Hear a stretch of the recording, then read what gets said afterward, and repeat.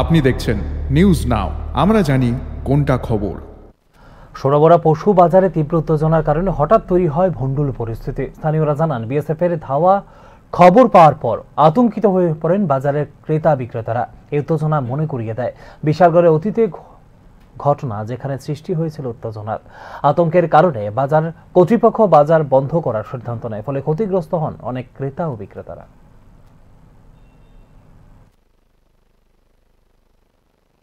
গাড়ির ডরে মনে হয় চারিদিকে মনে হয় ঢুকছে, তারপরে বেশ একবার ফাঁকি দিয়ে মানুষের ফাঁকি দিয়ে গাড়িটা লয়ে গেছে।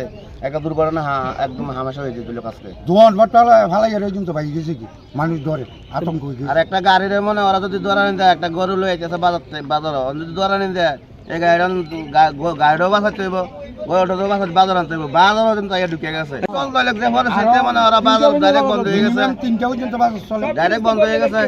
মানুষ গরু কোথাও নেবে বাকি গেছে, পুরো আতঙ্ক হয়ে গেছে। গাড়িটা যেভাবে বাজারটার ভিতরে মানে একটা সার্কাস দিয়ে আইছে, যদি মানুষ যদি থাকতো মানে মানুষ যা আসলে তাও শেষ করে দিত। হতে গাড়ি যে অবস্থা হয়েছিল।